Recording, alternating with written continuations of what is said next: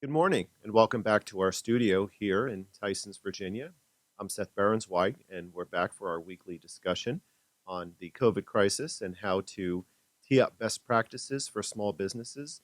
We are here this morning with a great panel and a great conversation, and we look forward to chatting with you and answering your questions live here on Facebook.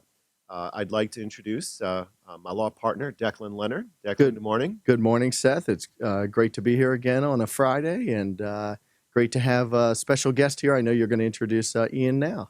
Absolutely. I would like to now introduce our special guest, Ian Altman.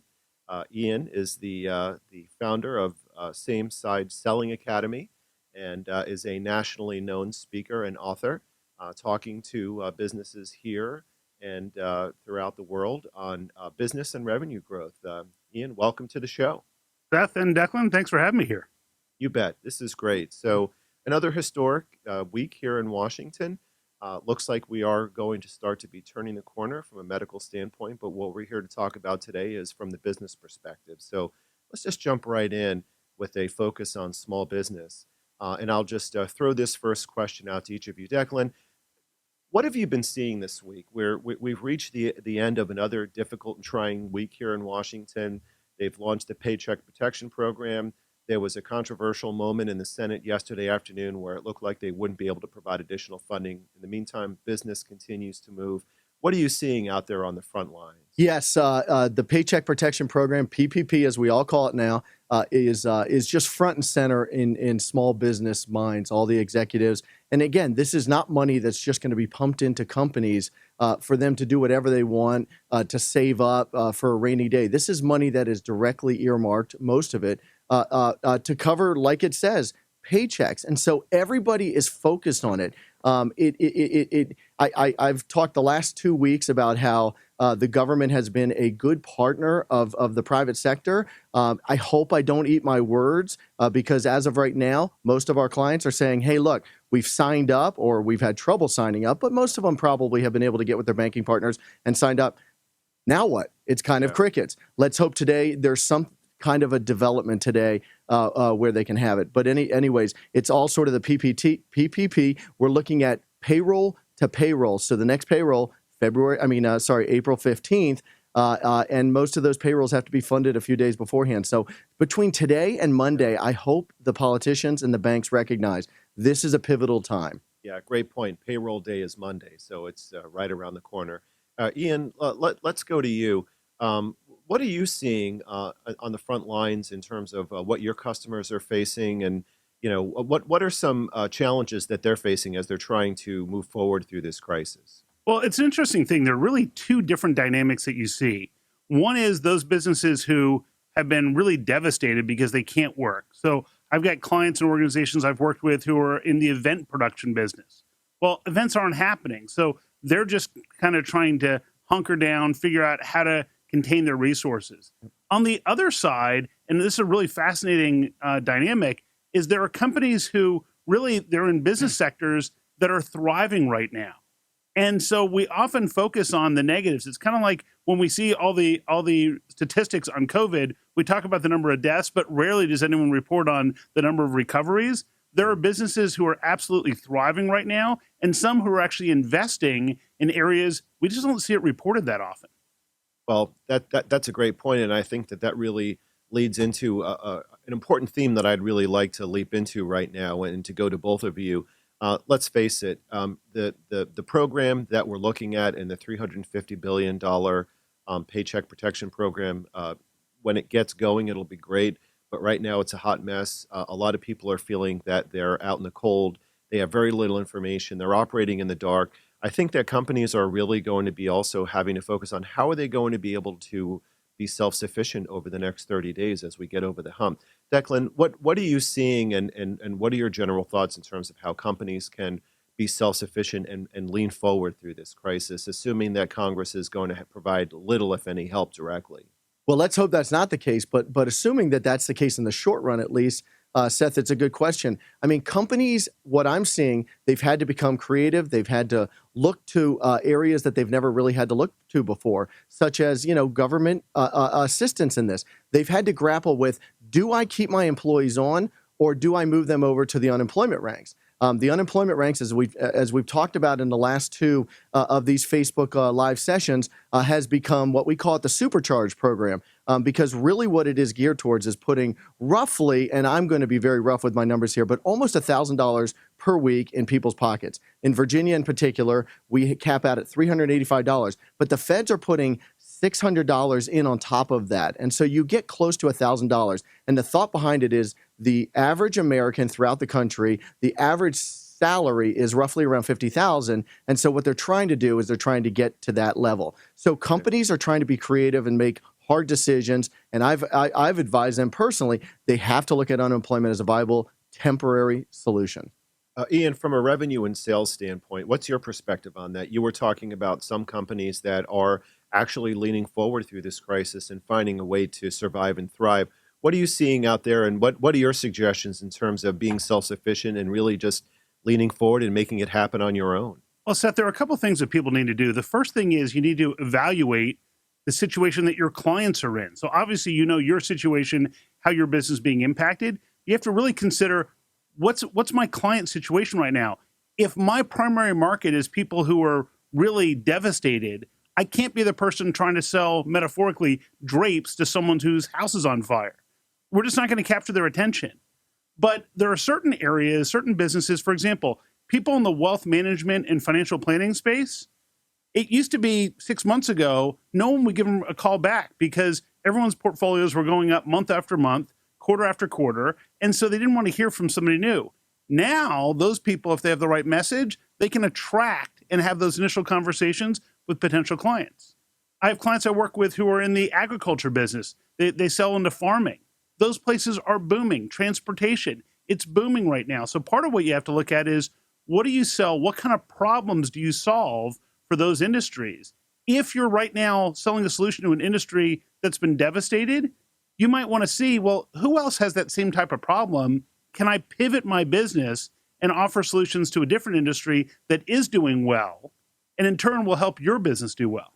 And Ian, I would add one additional industry to that that we're seeing a little bit of an uptick on is tenant representation. I mean, as people are looking at their space, taking a second look at their space, looking at their building where they're located in, their team is now teleworking. You know, they're starting to look at different issues when it comes to that space. And we are seeing an uptick in tenant representation in terms of contacts, people out there in the marketplace reaching out to tenants and saying, hey, do you have needs that you have to pivot towards in this coronavirus crisis? That's a great point, Declan. And you think about it, there are certain industries where people have had just great stuff and they're selling to a certain market. Now that market is devastated. So let's say somebody's selling AV equipment and gear and cameras and microphones and switchers and all that.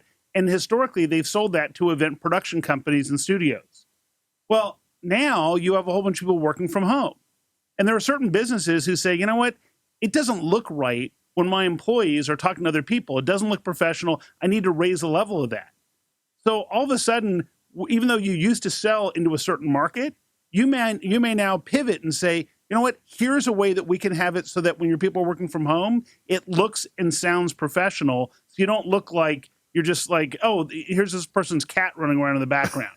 Yeah. So Ian, let me just ask you a quick question, and I'll prompt this out of you, if you don't mind. Just taking a look at it from the same side selling academy perspective, what are some of the tips that you usually try to give from a staff sales management perspective in terms of being able to stay professional? Because these are people that aren't used to being able to sell from their basement, but yet they've got to be able to keep the company on track. No revenues, no deals. So where do you go with that? Well, and keep in mind that we often say, well, now I can't meet with people. But the reality is that I can't meet with people in person face to face, but I can certainly meet with people in person over video. And we've gotten to be much better about that type of interaction. So just in the last few weeks, people have gotten more comfortable. There were people who a month ago said, oh, I never do video. I hate it. I won't do it. You can't make me do it. Good luck. I will not eat green eggs and ham. I'd say I am. There's no way I'm doing it. And now all of a sudden, people have gotten much better at it. And in fact, one of the things I did is I talk about in these times, it's critical to be helpful, not opportunistic. And in that context, we actually create a course in the Same Side Selling Academy called Growth in Crisis. And it's entirely free, because it would have been kind of hypocritical if I said be helpful, not opportunistic, and then charge for a class on how to do that. And so it's 3 parts. And the third part of it is tips on how to interact on video with your clients. And it deals with how do you set up your own environment and how do you guide your client through it? Because though you may be getting comfortable with that type of interaction, your clients may not. And that's something that we really need to look at. So, and Declan, go can ahead, I add to that? Yeah. I think one interesting development of many more workforces working from home, teleworking and stuff is the formality when you're on these video calls. You always want to maintain professionalism, but I think a certain level of formality has been relaxed a little bit in the pretense. You know, there's always the joke about the dog barking in the background, and you know, once that happens, that is like the death knell. It's like, oh no, everybody knows. Now it's actually something that you're moment like, of levity. Yeah, we do our morning call. Our law firm does our morning call, and we kept hearing birds chirping. And one of our attorneys was taking the call. He's got 3 young kids. He was taking the call out back, and you could hear birds chirping. You know what? To me, I think everyone needs to get some fresh air during this crazy time of quarantining. And so that was, to me, like a great thing. It wasn't like in any way coming across as unprofessional. Well, and Declan, one of the points that we make in this lesson, in this course, is this notion of when you know things like that are going to happen, it's just a matter of addressing that. Meaning, if you say, look, and I just want to let you know that hopefully my children aren't going to interrupt me. They're 5 and 7. I'm working at home just like you might be. Hopefully they're going to be entertained long enough during our call to not disrupt us. If they do, I apologize in advance. That way, if the dog barks, if the kids run in, you've already got a pass. Yeah, we've got that blur function now that we're all learning about, where you can blur your background. You know what? I don't like it, and I'm fine with it. We have one of our lawyers who is working right now from his home office, and he's a guitarist, or at least he thinks he is, right, David? But he's got a You're going to be dealing with him when he comes in next time, not me. Right. But he's got a poster behind him of Kiss the band, you know? And it's kind of like, you know what? We're starting to see people show a little bit of personality. And you know what? I think clients like that. I think they like working with people who are sort of letting the curtain down a little bit, you know, and you're still providing good services, the same good, trusted advice. Right. So, And Ian, we're all under stress. I mean, I'm sure you're coming across the same thing. Yeah. You know what? And one of the things is that there are a couple other videos that I reference in this program that I've seen from other people. They do a masterful job on how people can more effectively communicate via video. And one of them talks about the position of the camera. And think about how many times you've had a video conference lately where you have a really good perspective on the ceiling lighting in someone's home because they got their laptop in front of them, the screen is tilted up, and so now they're actually seeing the lighting up above. And one of the tips is, look, even if you got to put it on a trash can, put your laptop up at face height so it's right at you. That little bit makes a huge difference. And if you're in the business of communicating right now as, let's say, someone in a sales or executive role, invest in a proper microphone because it's something that really makes a big difference. If your video is okay, but your audio is fantastic, people will give you a pass. You can have the best video in the world, but if they can't hear you, you're going to lose people. That's a great point. What I'd like to do now is I'd like to introduce our engineer and the captain of the ship, Todd Castleberry. Todd, good morning. Top of the morning, gentlemen, and we have some questions rolling in, and Excellent. I think there's one that ties right into this discussion, and this is from Jill. How can our small business manage and oversee our staff on a reliable basis, even though they are spread out over various states and unable to move under stay-at-home orders? Declan, what are your thoughts on that from an HR standpoint? Yeah, I mean, I think, companies, there are 2 types of companies. Companies that already were well set up for all of this teleworking. And frankly, in the DC region with a lot of government contractors dominating the workplace, they've already been used to really having a very small headquarters and most of their employees either working teleworking or working, on a government site. So I think they're already used to being in a separate physical space. So I don't think it's a big issue for a lot of our clients that we're seeing. I mean, in fact, I'll give you one anecdote.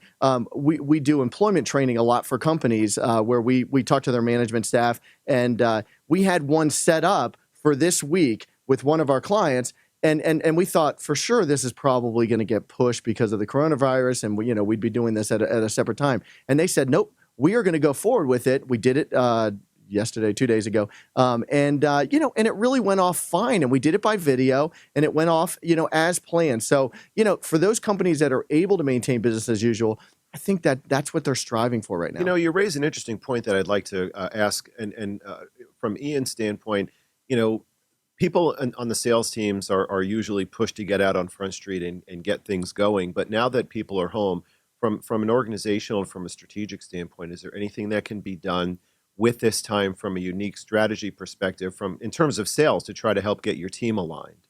Yeah, what it comes down to is, first you got to prioritize. So you got to focus on the clients you can help the most. And part of that is identifying what problems are you really good in solving in today's context. Part of what you have to figure out is, whatever it is you're selling, is it going to be one of the top 3 priorities for whoever you're talking to today?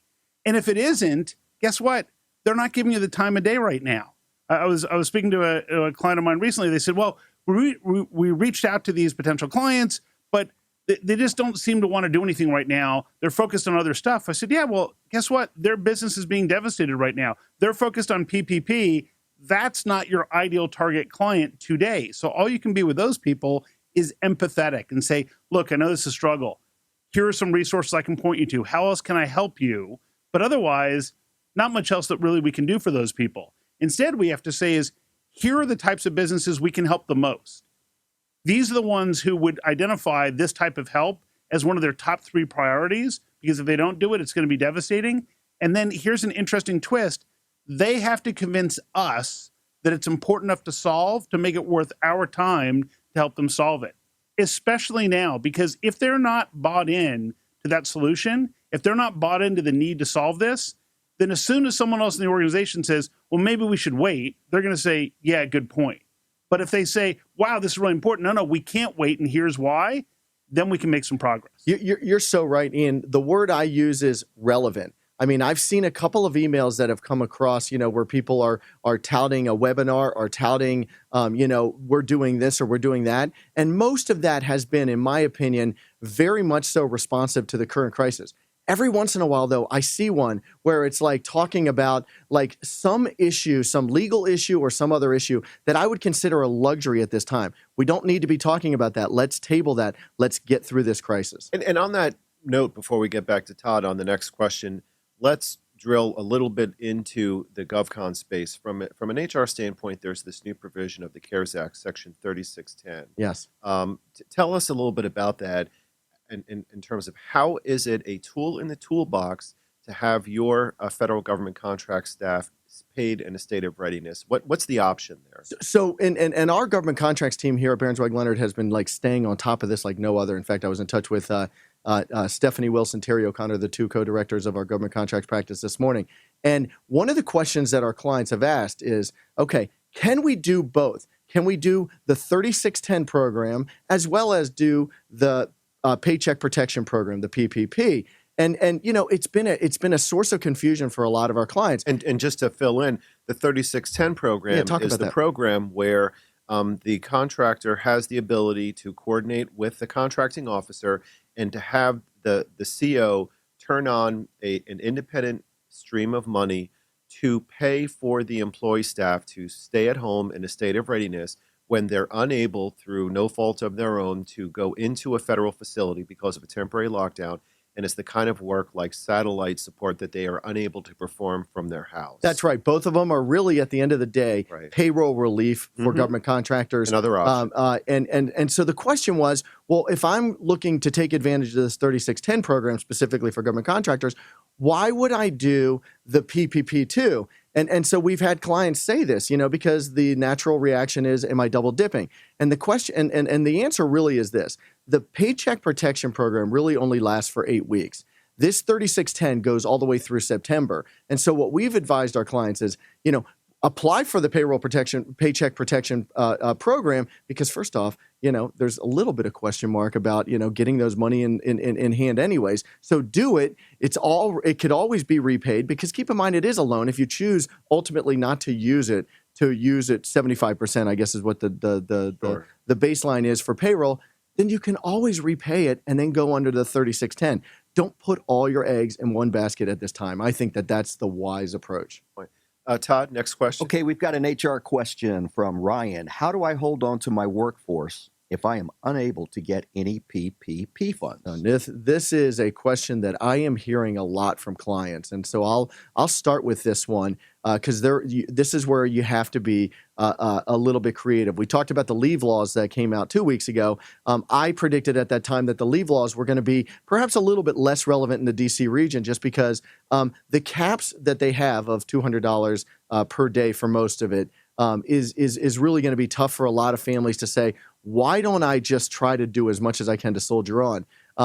Companies want to keep their employees on their staff. They want to keep connected. So there's a couple of different things. I had a client that came up with a creative solution the other day to do a PTO donation program in order for some employees who have a lot of PTO who don't need it to donate it to other employees within the organization that might need it for childcare and things of that. So that's a great aspect. That's a great creative thing. And the other thing I would point out is this: underemployment. If you want to keep your employees employed half the time, let's say you have enough work for them half the time, put them on underemployment. Tell them, go file for unemployment. And by the way, right now, the federal, we talked about this, the supercharged unemployment, they're putting in $600 per week for employees. And right now, there is not a provision under the federal program to prorate that. So if you're underemployed, meaning you're working, let's say 50%, and you go get 50% of state unemployment, right now, it has not been changed. The feds are still putting in the full $600. So that's one way to keep your staff employed. Ian, let me ask you a related question. How does a company keep the sales team intact if operating funds are running dry? I mean, that's got to be a problem that is going to be increasingly laying on the pressure over the coming weeks. Well, and the thing is that oftentimes the people in those sales roles are the ones who are your connection to revenue. So if you cut that off, it's almost like you're cutting off your oxygen supply. Where I've actually seen organizations right now investing is actually developing their skills and working on new marketing strategies and things that they had put off in the past because they didn't have time. They're focused on that. If they're actually in a situation where they can't pay people, look, they may have people who are commission only. There may be different ways to approach it. Of course, I'll defer to the two of you on the legal side.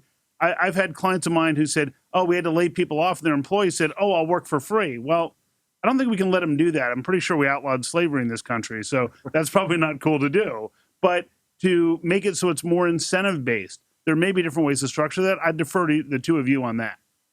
Yeah. Take that. And this is really where the employment contract comes into play, because every company is different. Every relationship is different. People might be working on a draw against commissions. It really depends. I think that it's the time for managers to take a look at some of those contracts and to understand how to plug that in. The last thing that the company wants to do is to inherit some kind of a contract dispute. But ultimately, going and rising above that and maintaining a high level of communication is going to be one of the most important things right now. We are encouraging our clients to really just tee up daily conversations and having a very transparent and candid conversation with people as much as possible from a cash flow standpoint. Because at this point, let's just face the reality of it. We might get some PPP in the door. The SBA may get additional funds. I think those funds are going to dry up in a week or two. The senators are fighting on the floor. We have to be self-reliant, and one of the keys to that is to maintain a level of direct communication and letting your employees know. Because I'll tell you, and Declan, I'm sure that you'll attest to this, one of the main things that our CEO clients are talking about is everything that they can do to try to keep their work staff paid and going on.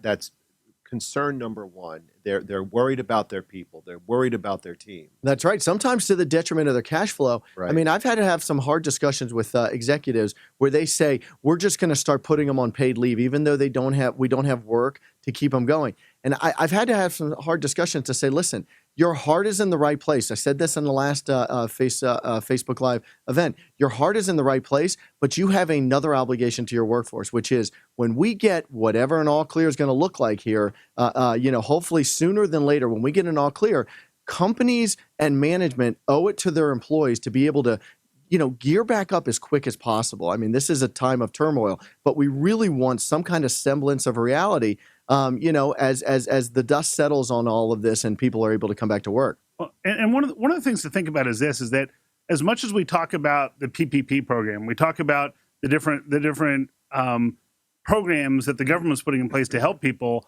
Ultimately, coming out of this, what you have to ask yourself is, if you get to that point where now we resume some sense of normalcy, are you in a position to thrive and really grow your business, or are you behind the rest of the industry because you didn't take action? So it's very challenging because we have to pivot. There's a local restaurant in the Tyson's Corner area in Vienna called Clarity, and Clarity once they all of a sudden had this situation, they started doing family style curbside pickup.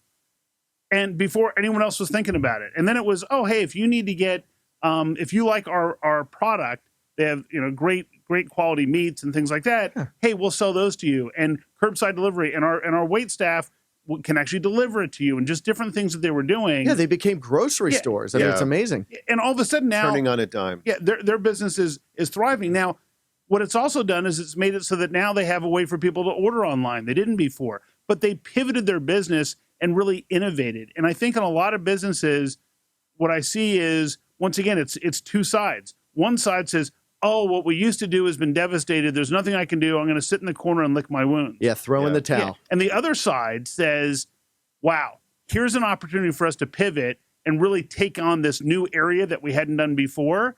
And kind of, we had to do this, but now it's forced us to innovate, and it's creating huge opportunities. I love that. Yeah. Strength and resiliency. Yeah. Lean forward into it. And the word, it all boils down to connection. You want to stay connected to your clients. Right. And that's what a great restaurant like Clarity is doing, staying connected. They're not able to do the same thing they always have, where people are sitting at tables and enjoying it. But you know what? They're still staying connected. They're still staying relevant. And with their staff, too. You also want to stay connected to your employees. Yeah. And one word, the employment lawyer in me always has to come out. One word of advice, though. If you do put your people, if you are forced to do a temporary layoff, a furlough, and your people end up having to go on unemployment, it is absolutely fine to stay in touch with them on a human level. Check in with them every once in a while. How are you doing? How's your family doing? How are you coping? Just be careful not to blur the lines and start saying, oh, and about the Penske file, where do we go with the Penske file? Because if you start to do that, you're really starting to put them,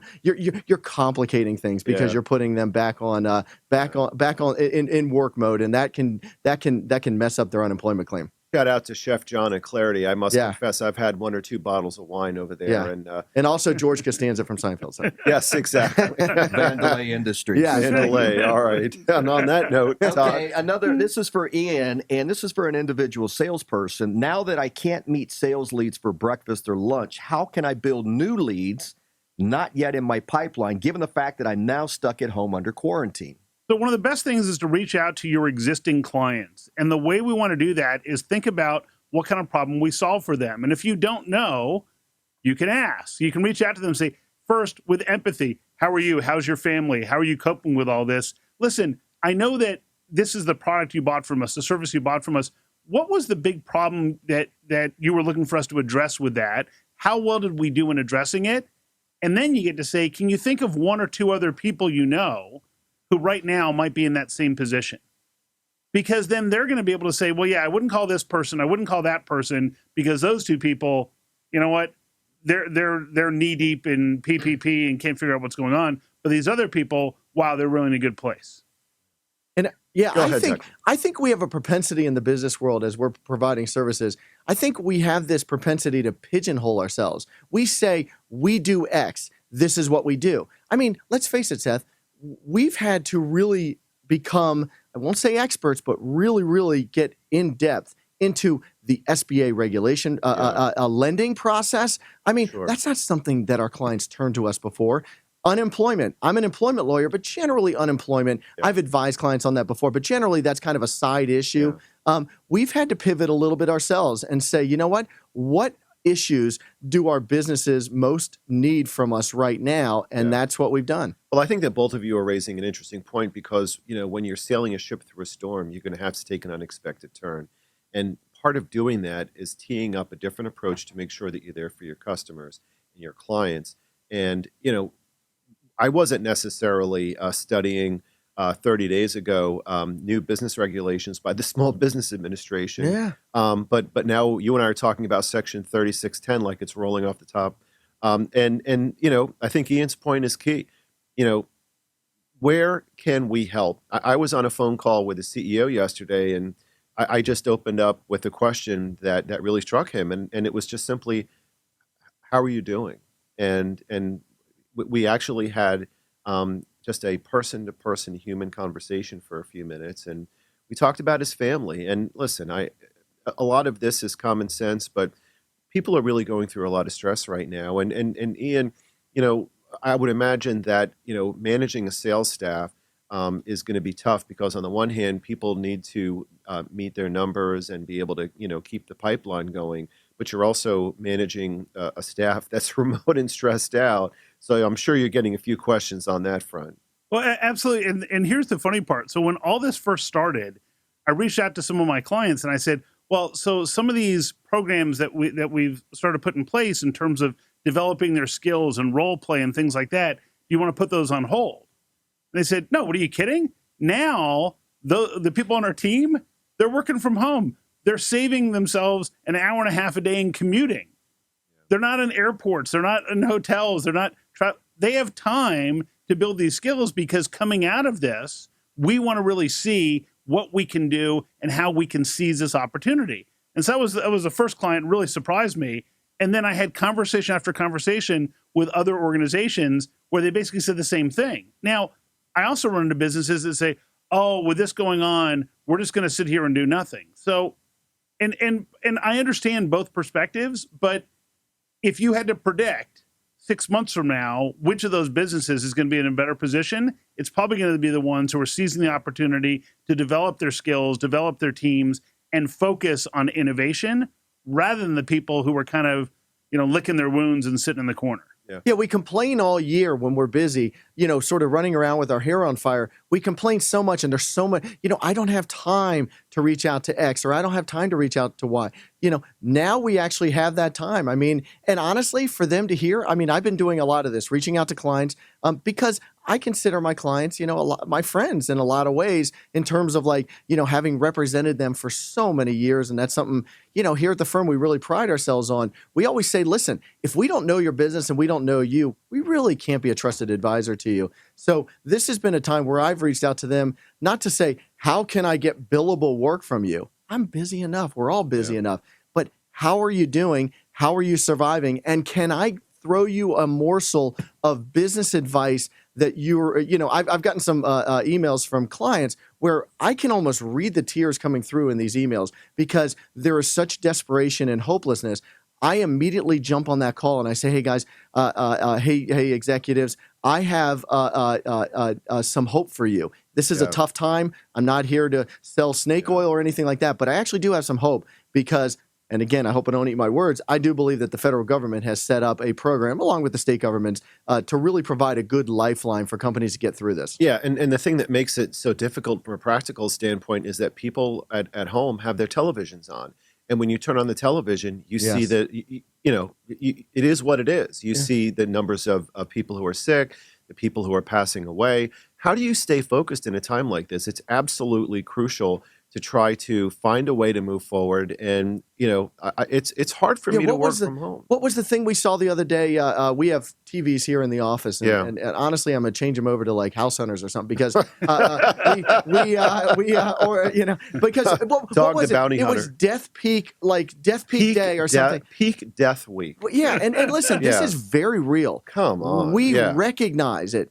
but we just don't know whether or not that's the most productive thing for people to fixate on at this time. Like, like try to soldier on as best you can. As Ian said, it's the companies that are looking to plow through. It's not going to be at 100%. We know that, but it's the companies that are looking to plow through that really are going to really be best positioned when we get whatever all clear looks like, and hopefully it's sooner than later. Sure. And if you have to work from home, just try to stay focused because, turning on the television right now is very, very difficult. Although, it seems like we do have some good news that's going to be around the corner, and we have to stay optimistic. And in the meantime, take care of your customers and take care of your loved ones. No doubt. We got another Todd, question? we're going to jump over to the question from Jeremy, and he says about the various programs that we've been talking about involving loans and grants.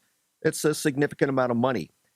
What concerns should businesses who take these loans have about oversight or other controls that are placed on the use of these funds? Oh, well, I mean, I think SBA is already doing that. And I think banks, I think that's why there is a delay right now. I mean, the banks are sort of in the crosshairs right now. But I have sympathy for them. We mentioned our good friend Tim Funkhauser last time over at BB&T. I mean, they are grappling with how do we handle this? How do we dole out $350 billion and create some kind of oversight? So the SBA has already done that. They've put out some regulations saying 75% should be used for payroll, 25% can be used for the other categories such as interest on loans, utilities, rent, things of those, critical things to operate a business. So there already is a sort of a built-in mechanism, but it's going to be important because when the dust settles, they're going to be looking at this. Right now, it's a little bit of shoot first, ask questions later in terms of getting this money out.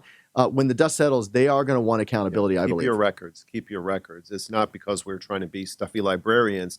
It's because you got to work with your accountant or your CPA and show, I don't have to pay this back. This is a grant because I used it for, allowable interest, salary, rent, and then you're going to be able to just turn it into a grant. Todd, next question. This is another question along the PPP loans. Can they be used only forward-looking, meaning to cover payroll that happens after the loan is received, or can it be used to cover employees who have been on leave without pay over the last several weeks? Well, I think that's a great question. All these questions every week are great.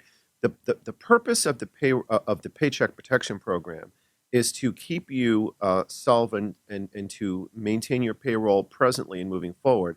However, it also has a look-back provision so that within the last few weeks, if you had to let somebody go and, for example, put them on a temporary reprieve and to put them on furlough so that they get benefits through their state-based unemployment commission benefits, then there is a presumption and an encouragement under the Act that you're going to bring those recently removed people back onto the payroll. Declan, does that sound right and to I have you? some advice for this questioner. I would encourage those employees. I think, Todd, you said they were on leave without pay. Nobody right now should ever, ever, ever be on leave without pay. The federal government has created this lifeline, and frankly, a pretty potent lifeline, at least to put almost $1,000, depending state by state. That money is going to vary, but almost $1,000 in somebody who's not otherwise getting a paycheck. So what I would encourage is, I agree with Seth. I think it's got to be forward looking for the next 8 weeks. And I would not mess with doing retroactive stuff because you're going to have issues with accountability and the regulations are already going to be tough enough to make sure that we all adhere to. So I would encourage those people to go to unemployment and for the period of time that they were on leave without pay to apply for unemployment. Ian, I've spoken to a lot of CEOs and their main concern right now is just a complete lack of information. They feel so frustrated because they're just trying to all run into the end zone for the same money.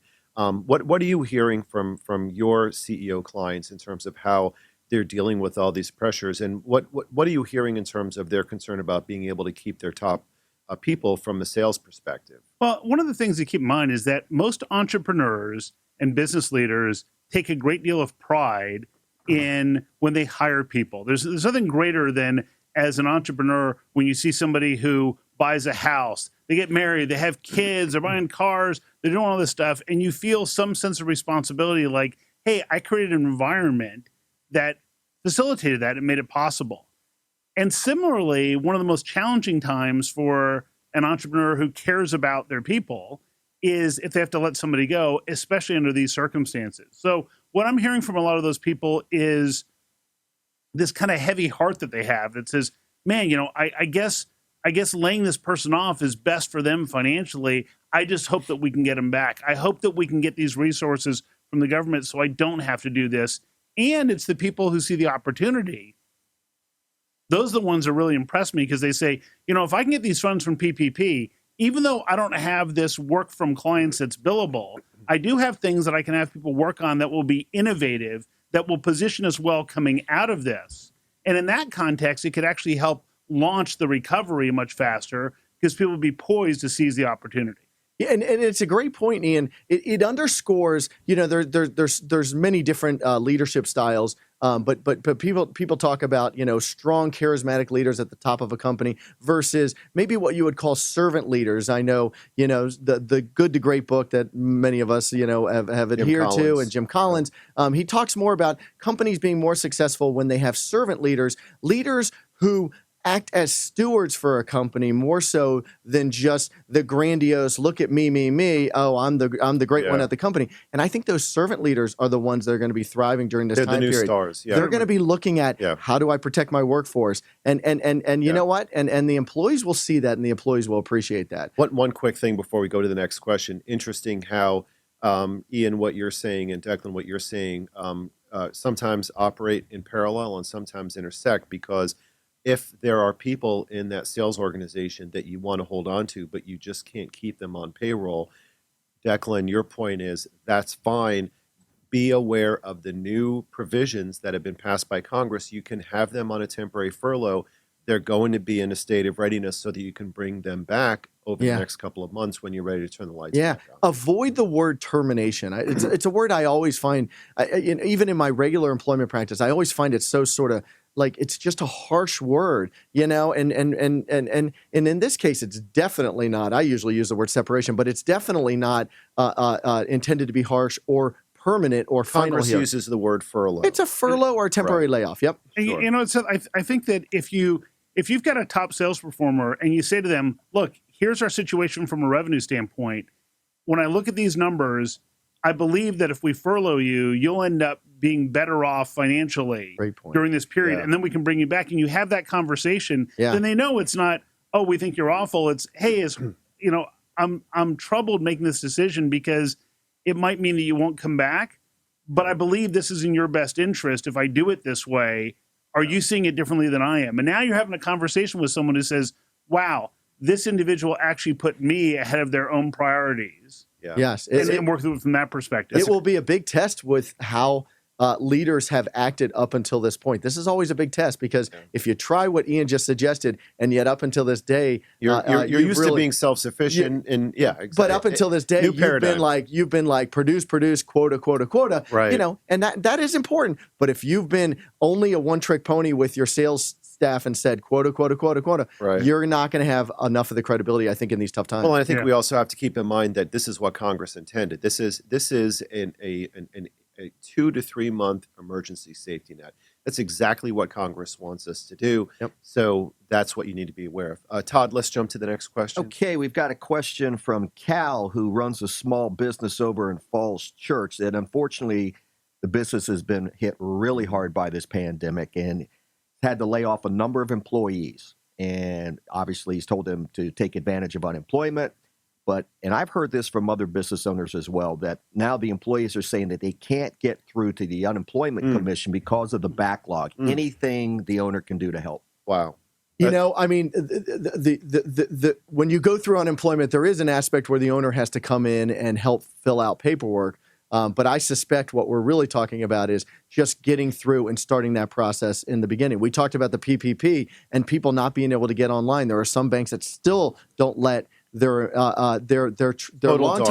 longtime loyal customers submit an application. So for unemployment, you know what it is? It's not used to handling this. We've prided ourselves on such low, 3% unemployment, and now all of a sudden we've jumped way up. They just can't handle it. My advice is patience. Hang in there. If the company wants to do a PTO payout, they certainly can try that. I've certainly preached Bridge the gap. I've certainly preached be cash in a cash preservation mode. Right. And I think that also, if you have any resources, including anyone who is an assistant HR manager or even anybody who may not exactly have traditionally been in that role, but has some administrative capacity, let them be available to do a direct connect with the employees and try to help them through that process. Yes. But we hear you loud and clear on that. You know, I'm looking on the news and I see people frustrated, literally waiting in line to have to submit a paper application, and they're terrified because of the whole requirement of social distancing. Yeah, your rent's due, your car payments due, your utilities are due, and yet you're going through this frustrating online system. Very frustrating. It is an issue. I will say though, this too will pass in terms of being able to get on these systems.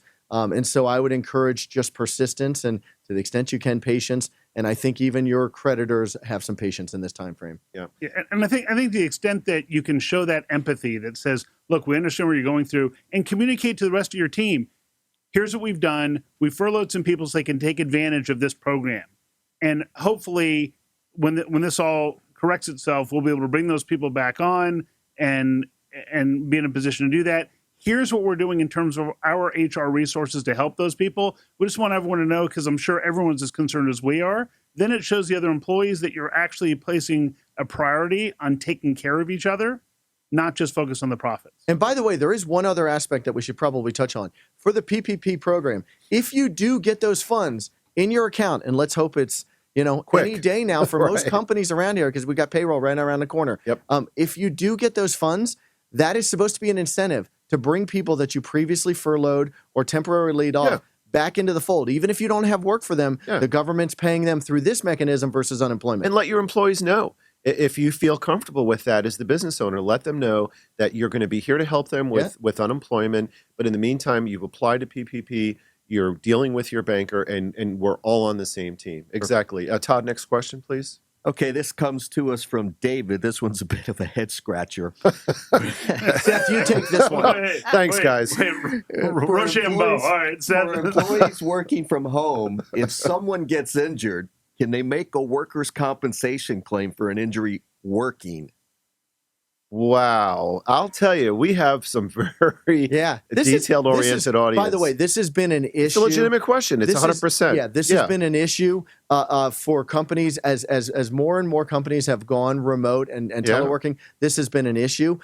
Now, workers' comp is governed by insurance. It is an insurance policy. It's state by state also. So you really do have to look at the particular policy. Listen, if you go to the kitchen to make lunch and you slip on an ice cube that fell out of the or you trip over your dog. Yeah, or you trip over your dog. Right. Those are not foreseeable. The context of workers' comp is it wasn't foreseeable that it would happen in the workplace. And it has to arise out of and during the course of employment. Yes. So if you're making yourself a peanut butter and jelly sandwich and you slip over Trixie the cat, yes, then that's one thing. It's not going to be that. Exactly. Todd's laughing. I hate to say it, but the one you always think of for workers' comp is, the forklift accident, things of those things where it is foreseeable that there could be, a pallet falling off of a forklift. I mean, I know that that's not really relevant to a lot of our clients, but that's why, when you look at the workplace, you have to say, okay, is it somewhat related to what they would normally have done in the workplace? And if it is, then it could be a legitimate claim. And by the way,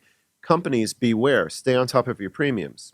Stay on top of your premiums because that's going to be important too. Todd, I have one question to add on this, which is, how do we know Todd's not just making up that question? Because that seemed like one Todd. A little bit convenient. Left field. Yes. He has been complaining about his chair at home that he's been doing some work in and stuff.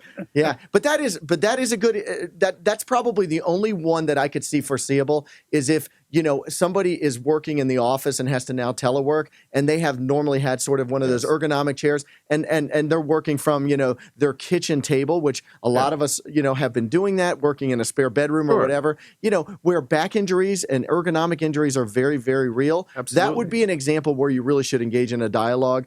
Yeah. I think workers' comp claims emanating from most home things are not going to be an issue under workers' comp. Todd, next question, well, please. Along HR lines here, this comes from Victor, and it says, if I am not receiving PPP loans yet, and I have to lay someone off so they can get unemployment, they lose their health insurance, correct? Or and if so, what can he do to help employees keep their health insurance? Great question. You can keep people under the furlough process. You can keep people tethered to the company by providing them with benefits.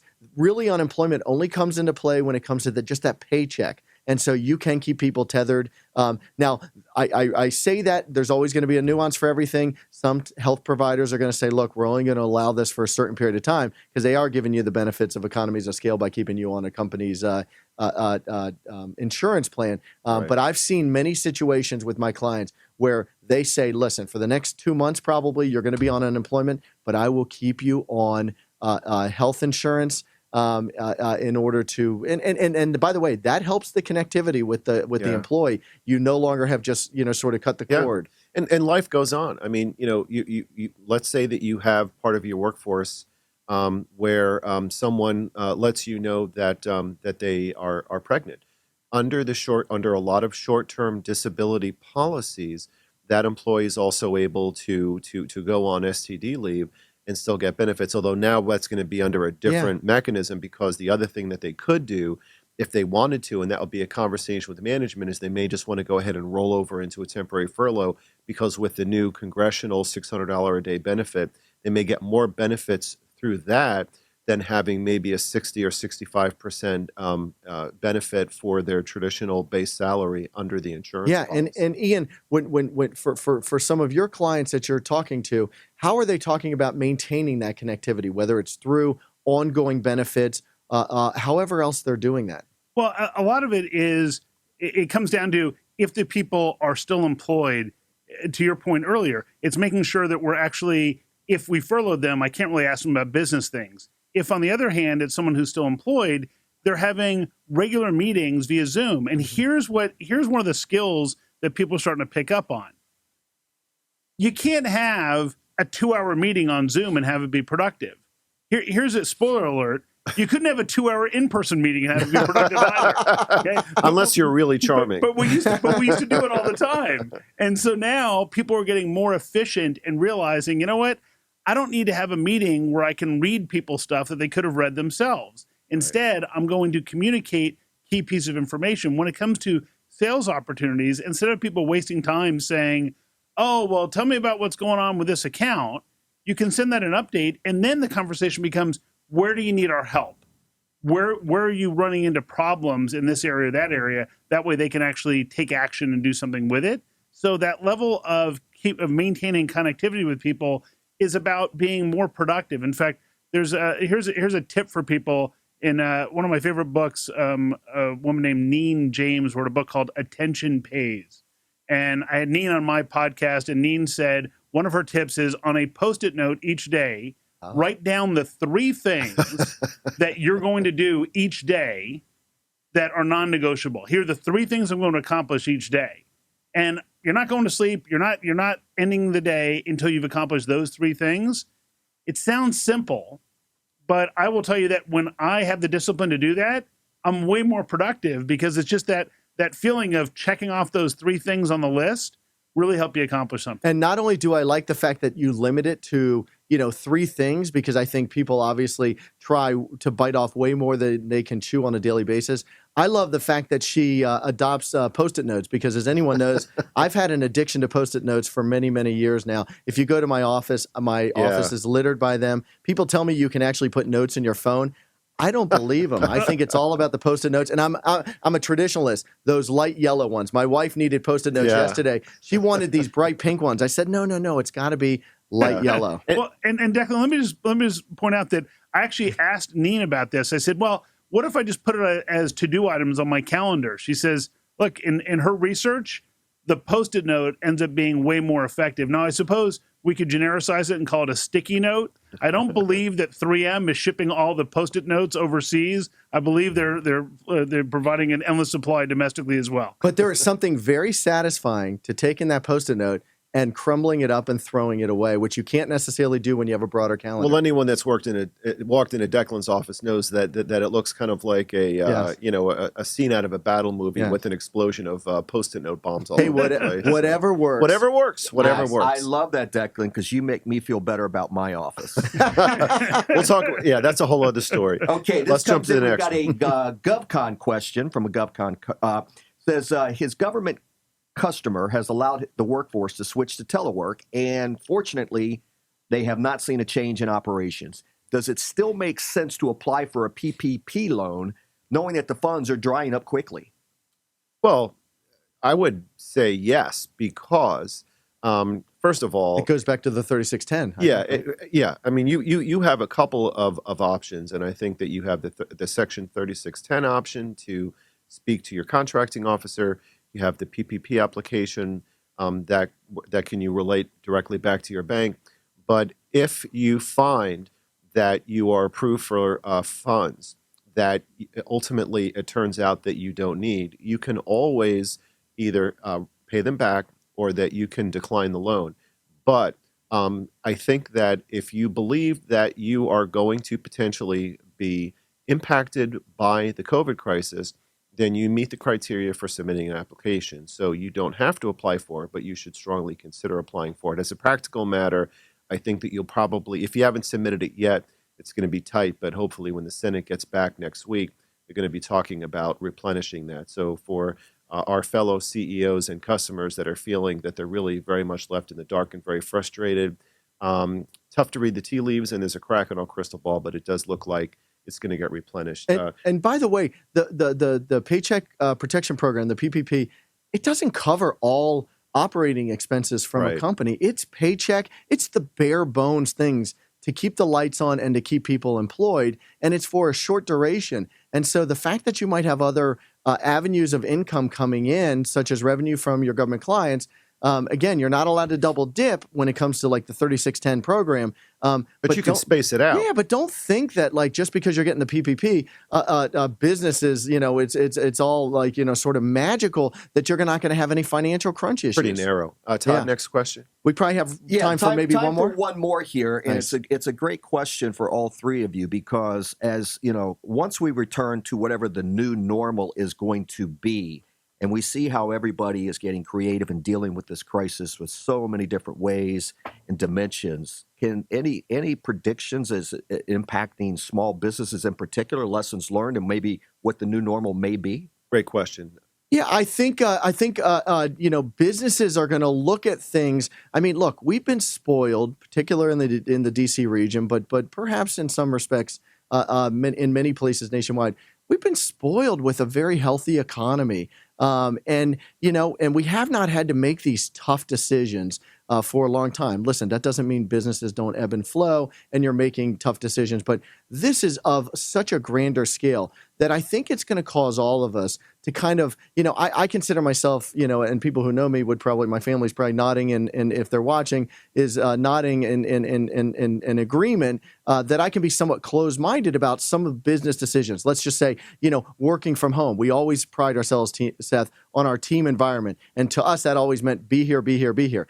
We may have to reevaluate. We're always going to have this on-site presence, but we may have to reevaluate a little bit what it means to be a team, and does it always require physical presence? So I think it's going to cause all of us to question a little bit. Ian? Yeah, I think that we're starting to figure out that there's things that we never thought we could do that we can do. So there are businesses that are going to determine that, we can have a portion of our workforce work remotely. We're also going to discover through this that we have some team members or some types of businesses that don't work well remotely. I don't think there's going to be a huge boom in remote plumbers. I don't think that's going to be a new thing where we're fixing our own pipes and there's someone on the phone going, oh, yeah, just turn that. Oh, it didn't work? All right, I got a bad connection. And then they disappear. But what we are starting to see is more people embrace distance learning, for example, and remote learning. We are seeing people use some of the more advanced features of Zoom. It's funny. I've been using Zoom for years. I never realized there was a breakout room capability. So you can create breakout rooms and put people into little groups together and then bring them back. People have become much more aware of Zoom security lately. But fundamentally, what we realize is that our teams can actually learn at their own pace. So if we provide an environment for them to learn things and develop their skills, they'll seize that opportunity and take those on. Wrap us up. Great points. Well, I believe that, and I predict that the lights are going to slowly be turning back on for our economy here regionally in the Washington metropolitan area and gradually across the country.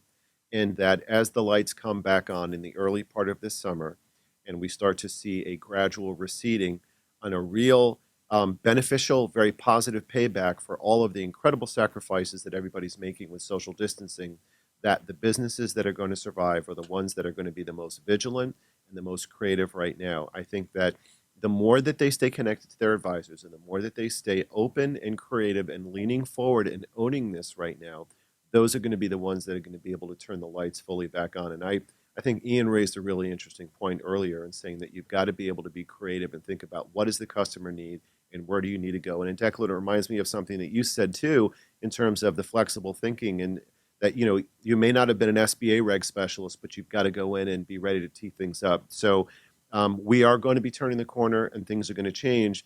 But one of the things that we're here to do is to just try to help navigate through this. So I would like to thank everybody for joining us in Facebook Live today. I'd like to thank our special guest, Ian Altman. You might want to check out SameSideSellingAcademy.com. He's been very gracious and being here with us and talking about that. Thank you, Ian. And thanks to everybody for joining us. Stay safe, and we'll see you next time.